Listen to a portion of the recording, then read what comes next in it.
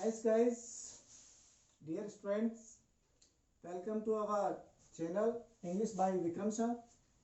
I have started this channel for the 10th and 12th standard in lockdown. That's why all the students can get the syllabus at your home by videos. It is totally English channel which will provide you your syllabus, English syllabus. It's my first video, so I request you to subscribe my channel and don't forget to share and like the video. Today's video is on the poem A Boy Song. It is the poem of 12th standard. तो यह जो कविता है वो 12वीं कक्षा के लिए है. ये जो वीडियो जो मैंने बनाया है ये दोनों मीडियम्स के लिए है, यानी कि हिंदी मीडियम और इंग्लिश मीडियम के लिए. और ये हमारे RBSC अर्थात राजस्थान बोर्ड का इंग्लिश के अंदर एक पोइट्री सेक्शन है, उसके अंदर एक पोइम है ए बॉय सॉन्ग, उसको लेकर के बनाया है. नेक्स्ट जो पोइम है उनकी वीडियो भी जो है वो जल्दी आपके पास अपलोड कर दिए जाएंगे, इसलिए जो चैनल के ऊपर जो बेल आइकन है उसको प्रेस करना ना भूलें. तो चलो स्टार्ट करते हैं. ए बॉय सॉन्ग, एक बालक का गीत. कवि जो है वो एक गीत के माध्यम से, एक बच्चे के गीत के माध्यम से अपनी भावनाओं को हमारे समक्ष रखता है. तो ये पोइम जो है वो विल्फर्ड विल्सन गिब्सन के द्वारा कंपोज की गई है. This poem is composed by Wilfred Wilson Gibson. He was born in 1878 and he was dead in 1962. यानी कि जो विल्फर्ड विल्सन गिब्सन है उनका जन्म 1878 में हुआ और उनकी मृत्यु 1962 में हुई. इनका जन्म इंग्लैंड में हुआ था. अब देखिए हम बात करते हैं पोइम के फर्स्ट स्टेंजा की. तो it is the first stanza of the poem. In this poem there are 3 stanzas. इस कविता के अंदर 3 जो स्टेंजा है उसमें फर्स्ट स्टेंजा है. एक्सप्लेनेशन के साथ साथ आपको क्वेश्चन आंसर जो है वो भी बताएंगे, इसलिए अंत तक पूरा वीडियो जो वो जरूर देखें. Because I set no snare. Set यानी बिछाना, स्नेयर जाल, फंदा, नेट एक्सेट्रा हम कह सकते हैं. बट लिव, लिव यानी छोड़ना. देम फ्लाइंग, फ्लाइंग यानी उड़ना, फ्री स्वतंत्र. ऑल द बर्ड्स, बर्ड्स होते हैं पक्षी. ऑफ द एयर, एयर होती है हवा. बिलोंग, बिलोंग यानी संबंधित. It means related to me. अर्थात इस स्टेंजा के अंदर जो कवि है वो क्या कहता है, because I set no snare. कहता है क्योंकि मैं कोई जाल नहीं बिछाता. अर्थात कवि जो है वो जानवरों के लिए जाल या फंदा बिल्कुल भी नहीं बिछाना चाहता है. But leave them flying free, बल्कि उनको स्वतंत्र रूप से उड़ने के लिए छोड़ देना चाहता है. अर्थात हर कीमत पर कवि जो है वो क्या चाहता है, पक्षियों की स्वतंत्रता. तो नेचर में जितने भी पक्षी हैं, चाहे छोटा पक्षी हो या बड़ा हो, यानी कि छोटे से लेकर के बड़े तक सभी पक्षियों की स्वतंत्रता कवि जो वो चाहता है. और इस प्रकार से अपनी फीलिंग्स को शेयर करते हुए हमसे कह रहे हैं कि because I set no snare, क्योंकि मैं कोई भी जाल नहीं बिछाता. But leave them flying free, बल्कि मैं उनको स्वतंत्र रूप से उड़ने के लिए छोड़ देना चाहता हूँ. According to these lines the poet wants the freedom of the birds at any cost. यानी कि हर कीमत पर वह पक्षियों की स्वतंत्रता चाहता है. It is the feeling of the poet. यह कवि की क्या है, भावना है. All the birds of the air, कवि जो वो क्या कहते हैं कि सभी पक्षी ऑफ द एयर, हवा में, अर्थात हवा में विचरण करने वाले, उड़ने वाले जितने भी पक्षी हैं, बिलोंग टू मी, अर्थात मुझसे संबंधित या मुझसे संबंधित है या मुझसे संबंध रखते हैं. अर्थात पक्षी जो है वो मानव से जुड़े हुए होते हैं. उसी प्रकार से कवि जो है वो क्या कहता है कि पक्षी जो वो मुझसे जुड़े हुए हैं. किस प्रकार से जुड़े हुए हैं, भावनात्मक रूप से. यानी कि कवि के मन में जानवरों के प्रति या पक्षियों के प्रति बहुत ज्यादा सहानुभूति है. Now the next stanza,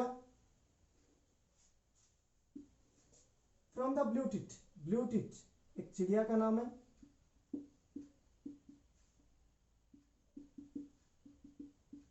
जो कि बहुत छोटी चिड़िया होती है. ऑन द स्लोए, स्लोए होती है झाड़ियां,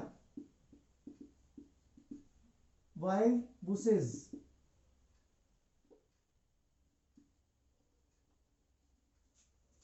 टू द ईगल, ईगल बाज ऑन द हाइट, हाइट होती है ऊंचाई, अनकेज्ड, अनकेज्ड होते हैं फ्री, स्वतंत्र, दे कम, कम यानी आना, एंड गो जाना। फॉर माई डिलाइट, डिलाइट होती है खुशी, प्लीजर, आनंद। कवि जो वो क्या कहते हैं, from the blue tit on the sloe, कि जंगली झाड़ियों में रहने वाली ब्लू टिट नामक चिड़िया से लेकर के, अर्थात छोटी सी चिड़िया है, छोटी सी छोटी चिड़िया है, according to the poet it is the little, और we can say the smallest bird, यानी कि सबसे छोटी चिड़िया, according to the poet, from the blue tit on the sloe, यानी कि झाड़ियों में रहने वाली छोटी से छोटी चिड़िया, to the eagle on the height, और उससे लेकर के ऊंचाई पर उड़ने वाले बाज तक, यानी कि कवि जो एग्जाम्पल दे रहा है, हमें उदाहरण देकर के समझाना चाह रहा है कि छोटी से छोटी चिड़िया से लेकर के ऊंचाई में उड़ने वाले बाज तक, अर्थात सभी पक्षियों की बात करना चाह रहा है। Uncaged they come and go for my delight, कि स्वतंत्र रूप से वो आते हैं और चले जाते हैं मेरी खुशी के लिए, अर्थात जब पक्षी स्वतंत्र रूप से विचरण करते हैं, हवा में उड़ते हैं, उसके पास आते हैं, वापस चले जाते हैं, आते हैं, जाते हैं, तो जब वो स्वतंत्र रूप से विचरण करते हैं तो कवि को क्या मिलती है, खुशी मिलती है। तो इसी खुशी के बारे में अपनी भावनाओं को व्यक्त करता है। तो दोबारा मैं रिवाइज कर देता हूँ एक बार थोड़ा सा। Because I said no snare but leave them flying free, क्योंकि मैं कोई भी जाल नहीं बिछाता हूँ बल्कि उन्हें स्वतंत्र रूप से उड़ देने के लिए छोड़ देना चाहता हूँ। All the birds of the air belong to me, हवा में उड़ने वाले सभी पक्षी मुझसे संबंधित है। From the blue tit on the sloe, यानी कि जंगली झाड़ियों में रहने वाली छोटी सी चिड़िया, ब्लू टिट नामक चिड़िया से लेकर के to the eagles on the height, ऊंचाई पर उड़ने वाले बाज तक, uncaged they come and go for my delight, कि वे मेरी खुशी के लिए आते हैं और जाते हैं, अर्थात जब वे स्वतंत्र रूप से विचरण करते हैं, हवा में उड़ते हैं, तो कवि जो है वो क्या करता है, उसे खुशी प्राप्त होती है। It is the third stage of the poem. And so the sunward way, sunward way का मतलब होता है सूर्य की तरफ, सूर्य की तरफ। I soar, soar यानी उड़ना, ऊंचाई पर उड़ना। On the eagle's wing, यानी कि बाज, ईगल्स होता है बाघ, और विंग्स होते हैं पंख, यानी कि feather. And in my heart, heart होता है हृदय, ऑल डे यानी कि पूरे दिन। The blue tit sings, blue tit चिड़िया, सिंग्स यानी गाती है।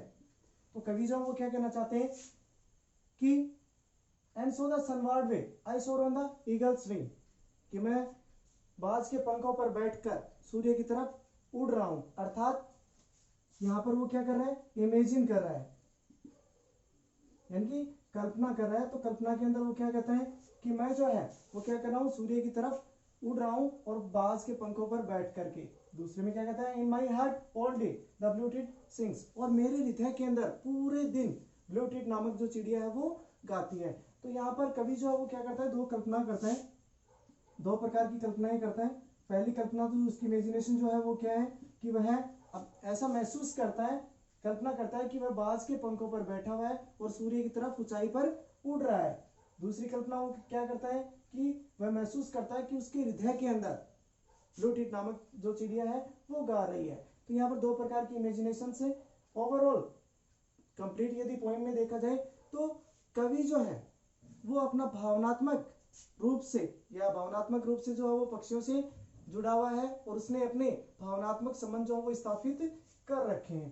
तो और हर हालत में eight any cost he wants the freedom of the birds, यानी कि हर कीमत पर वह पक्षियों की स्वतंत्रता चाहता है। तो यह कंप्लीट जो पोएम है इसको मैं थोड़ा सा शॉर्ट में आपको डिस्क्राइब और कर देता हूँ कि कवि जो कहता है कि मैं पक्षियों के लिए कोई जाल नहीं बिछाता हूँ, मैं उनको स्वतंत्र रूप से उड़ने के लिए छोड़ देना चाहता हूँ। सभी जो पक्षी हैं जो हवा में उड़ते हैं वो सारे मुझसे रिलेटेड है, छोटी से छोटी चिड़िया ब्लू टिट से लेकर के ऊंचाई पर उड़ने वाले ईगल तक, जब वो स्वतंत्र रूप से आते हैं और जाते हैं तो मुझे खुशी प्राप्त होती है। और कवि जो वो इमेजिन करता है, कल्पना करता है कि वह बाज के पंखों पर बैठ करके सूर्य की तरफ ऊंचाई पर उड़ रहा है और ब्लू टिट नामक जो चिड़िया है वो उसके हृदय में गाती है। तो इस प्रकार से ये पोएम जो है वो बहुत ही भावनात्मक पोएम है कविता है जो कि प्रकृति जो है उससे कवि जो वो भावनात्मक रूप से जुड़ा हुआ है, सभी पक्षियों से जुड़ा हुआ है। तो अब हम इसके क्वेश्चन आंसर करेंगे। सो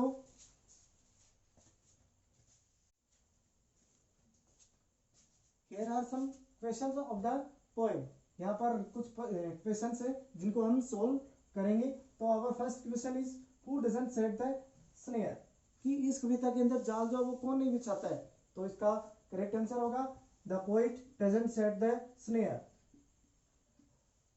क्वेश्चन नंबर फर्स्ट, इस कविता के अंदर जो है वो जाल कौन नहीं बिछाता है, तो कवि जो वो जाल नहीं बिछाता है।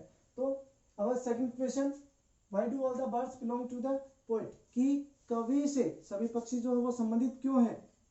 Because they come and go freely and they are uncaged, that's why all the birds belong to the poet, कि कवि जो है उससे पक्षी जो है वो संबंधित इसलिए हैं क्योंकि वो स्वतंत्र रूप से आते हैं और जाते हैं, और स्वतंत्र रूप से वो क्या करते हैं, विचरण करते हैं। That's why all the birds belong to the poet. Question number 3, which birds does the poet mention in the poem, कि इस कविता के अंदर कौन से पक्षियों का जिक्र जो है वो कवि जो है वो करते हैं, किसका एग्जाम्पल देते हैं। तो blue tit and eager, the poet mentions in the poem blue tit and eager.